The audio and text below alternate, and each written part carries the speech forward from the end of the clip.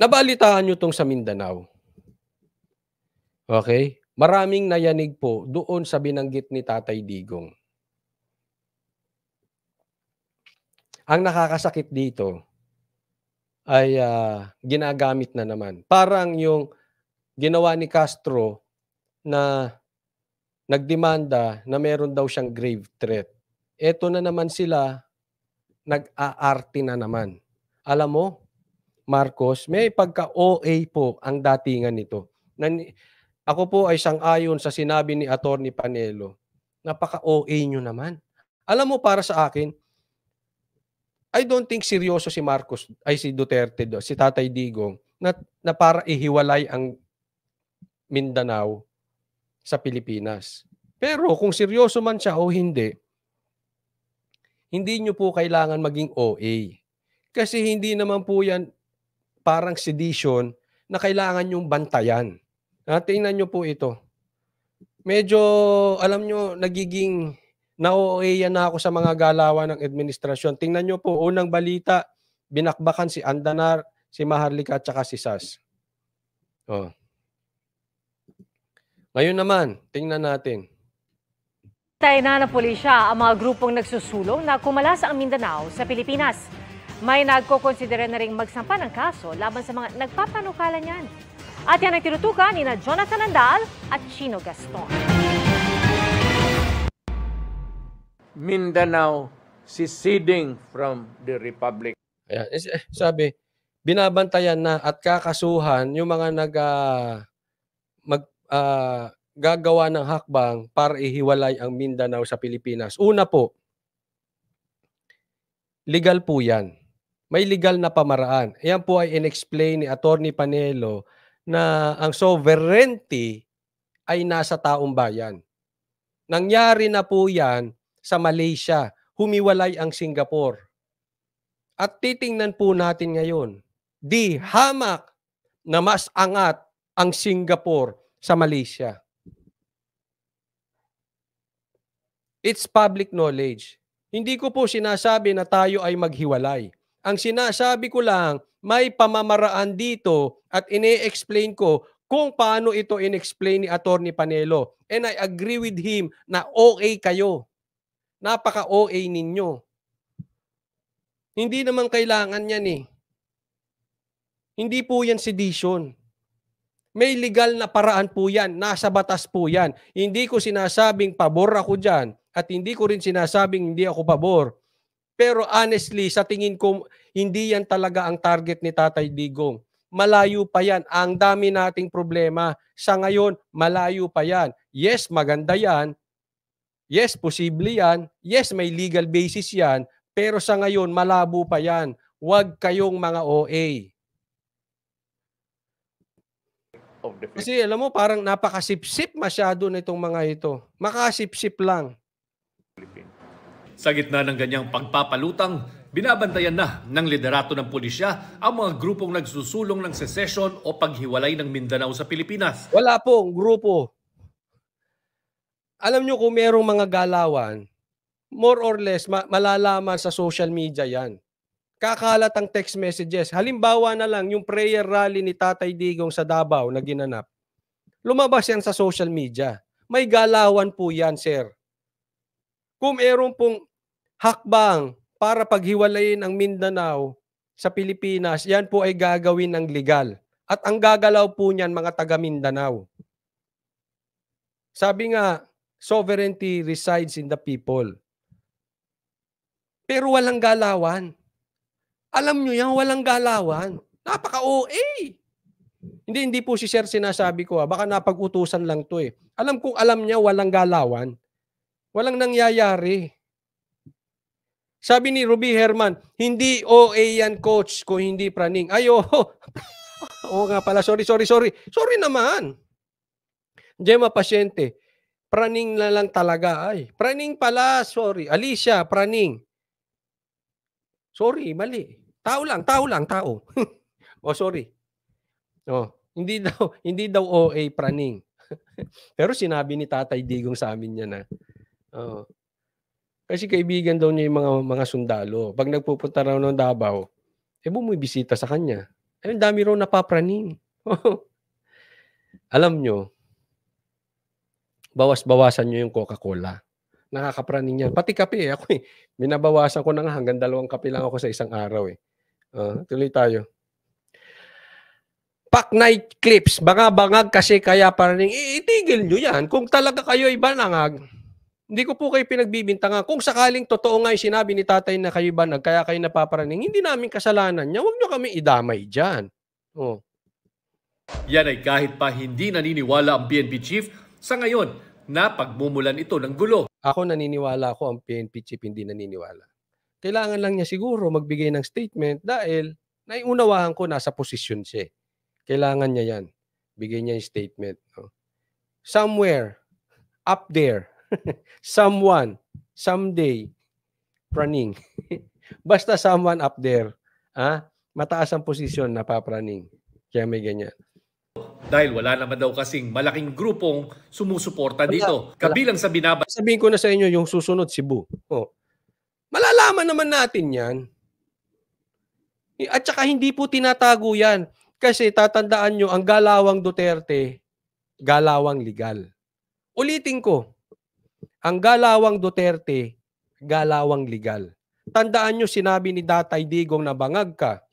Sinabi niya yon sa itaas ng stage. Hindi niya itinago. Narinig ng maraming media, hanggang ngayon balita yan. Wala pong galawan ang Duterteng pailalim. Ang galawan ng Duterte nasa ibabaw. Mapapansin ninyo. So walang galawan na ganyan. Hindi itatago yan. Kung mangyayari yan, hindi po itatago yan. Bantayan ang posibilidad umanong may malabag na mga batas ang mga nagbibitiw ng salita tungkol dito. Yun ang mga... Pati nagbibitaw ng salita. Talagang, galit kayo sa mga vloggers. Pambira itong mga to. Wag na kaya ihinto na kaya. Marcos, pasaran nyo kaya YouTube. Pasaran nyo na rin ang Facebook.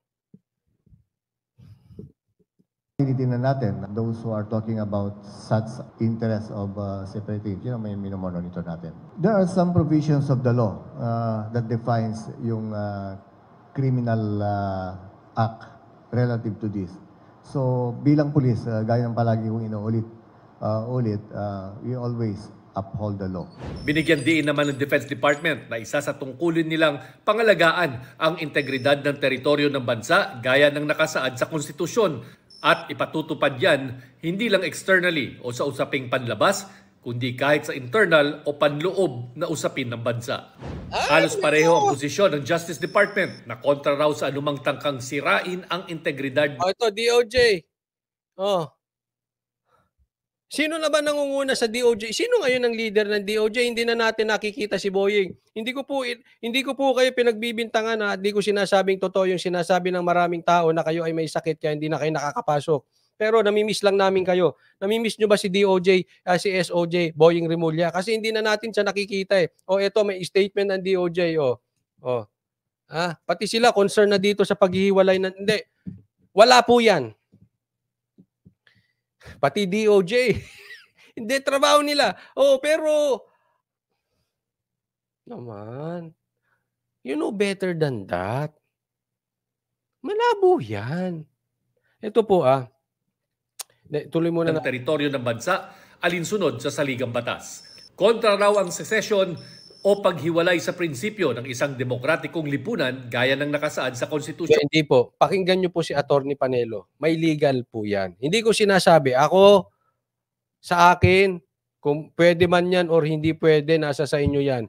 Hindi ako magde-decide, hindi ko sasabihin gawin yan. Para nga sa akin, as for now, wag muna kasi wag. Kasi ang dami nating problema. Ngayon, hindi ko po pwedeng awatin yan kung gusto ng mga taga Mindanao. Diba? Pero kung ako masusunod, wag. Ayoko. No? Pero, ang bottom line dyan, mga sir, mga ma'am, huwag kayong praning. Malayo yan. Hindi mangyayari yan. Maybe not on the near future. Malayo yan.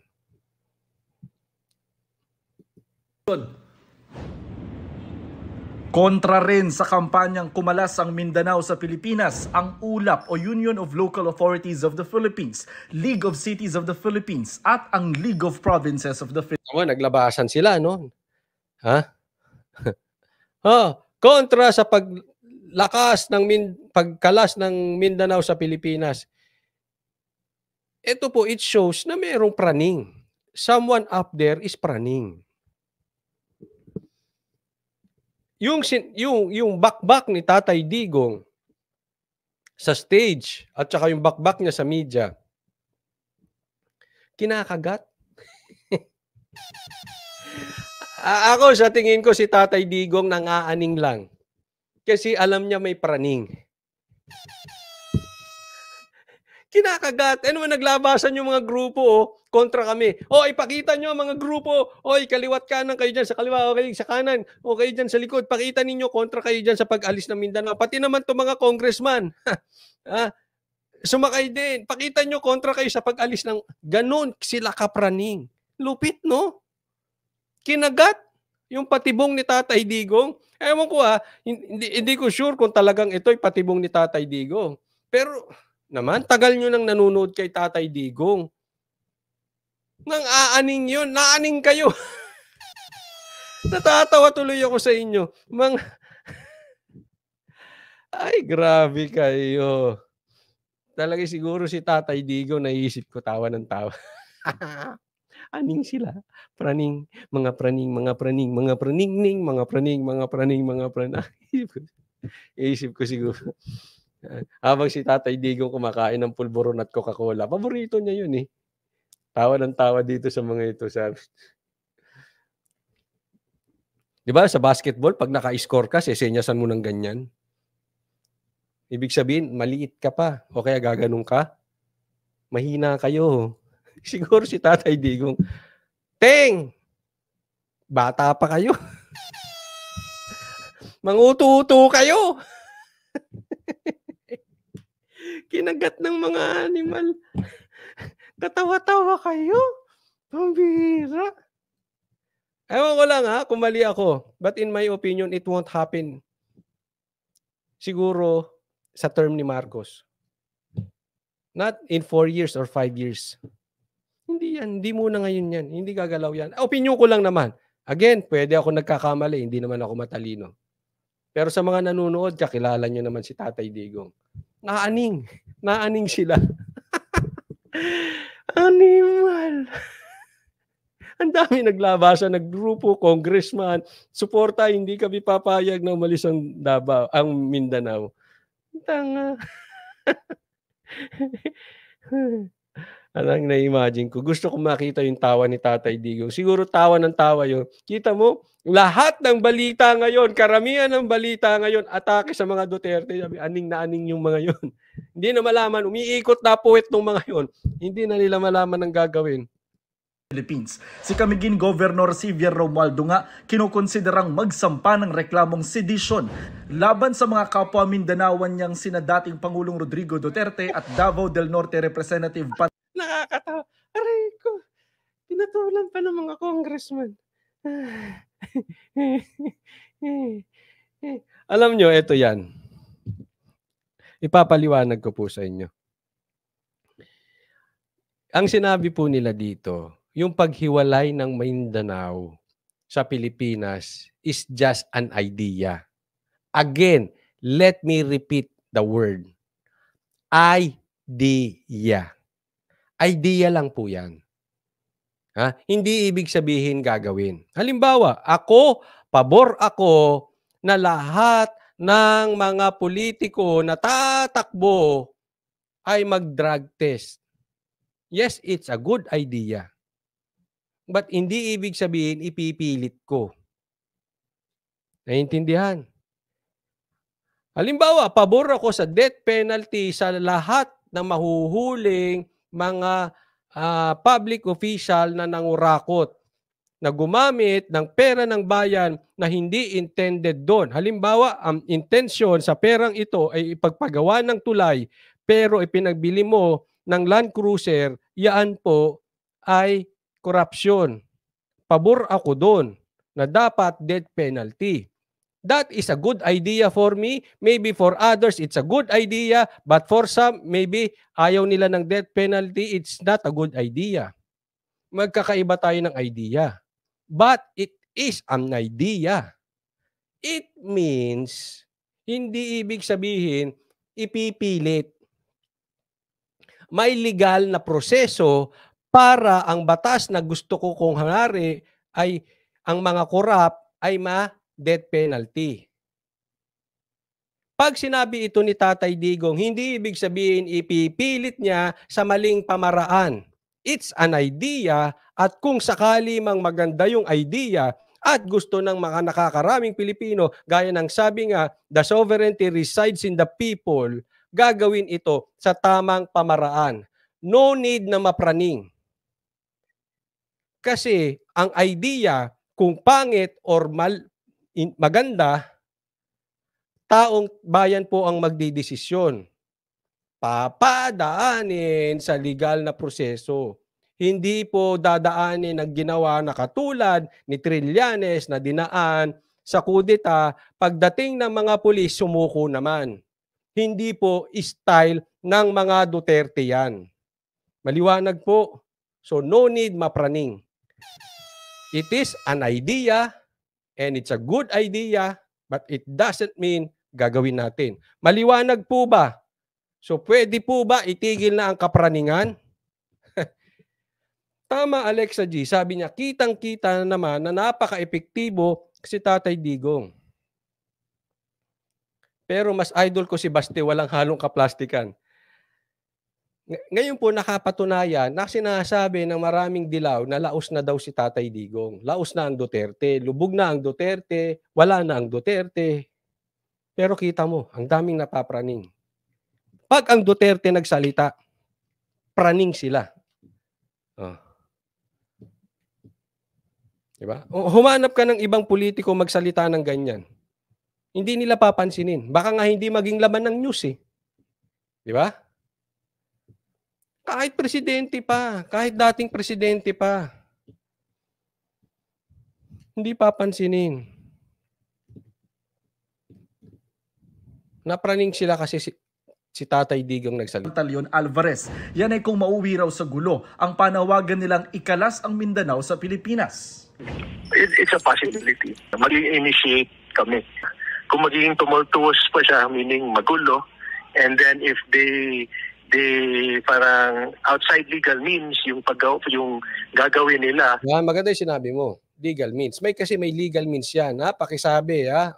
Binanggit po ni Attorney Panelo yan. May legal means po yan. So hindi nyo pwedeng sabihin na bawal yan. Hindi po. To prevent the national government from exercising its functions in Mindanao, which is yun yung purpose nila, is to secede. Possible na they could be committing sedition na.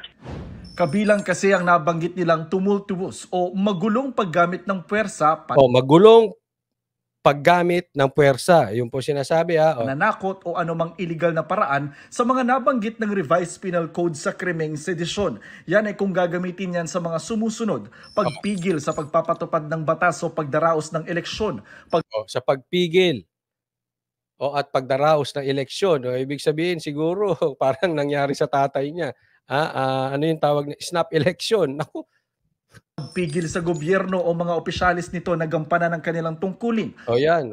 Wala namang pumipigil. Gamitan nyo trabaho ninyo. Pagdulot ng pagkamuhi o paghihiganti sa opisyal ng gobyerno o sa isa. Pagkamuhi, paghihiganti. Wala naman naghihiganti. Kung may namumuhi sa inyo, baka kayo may kasalanan kasi hindi nyo tinutupad ang pangako. Ang pribadong tao o social class at pagsira sa sinumang tao, munisipalidad, probinsya o gobyerno o sa mga ari-arian nito. Kita mo, itong dinidiinan dito. Shut up.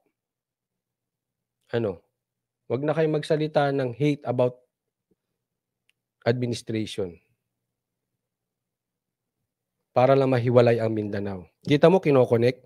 Nakikita nyo? Nakikita nyo yung pagtahi-tahi. Again, hindi po kami nagpapakalat ng hate sa administrasyon.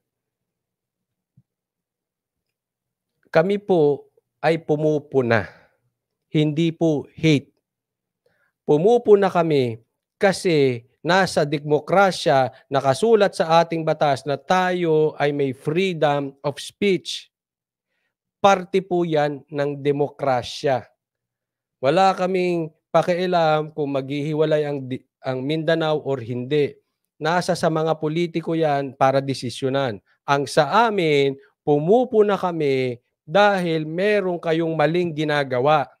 Huwag sanang gamitin itong mga pagpuna ng mga mainstream media o social media na itatawid at i-connect dito sa Mindanao para lang sampahan ng kaso at para busalan ng bibig. Kikita na natin yung galawan, di ba? Kanina Andanar, Maharlika, SAS, eto ngayon, no? Yung mga nagpapakalat ng hate, hindi po pagpapakalat ng hate yan. Pagpapakalat na totoong kalalagayan ng Pilipinas. Hindi po hate pag kami ay naningil ng pinangako ninyong 20 pesos. Hindi po hate kung ang sinisingil namin kayo, ano na ang nangyayari sa pangako ninyong biyahe na makakapag-produce kayo ng maraming trabaho. Hindi po kami nagpapakalat ng hate. Naniningil po kami ng inyong mga pangako.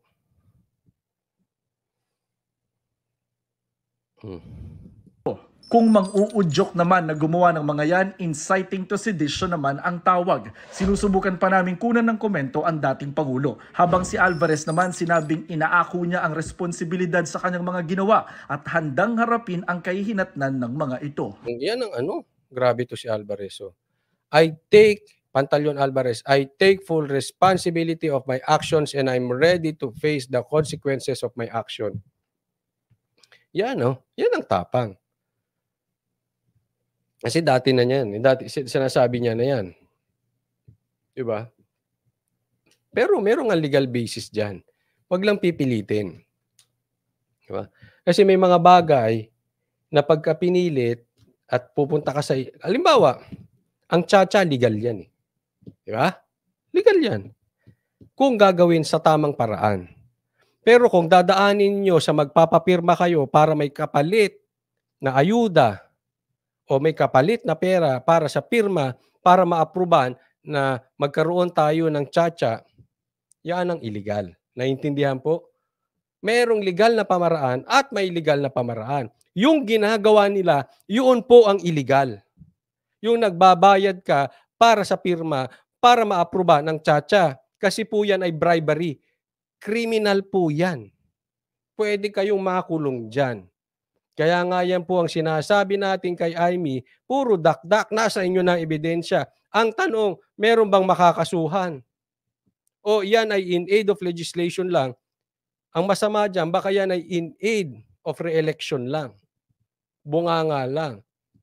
Diba? Asan yung ebidensya? O may makukulong ba? May kakasuhan ba?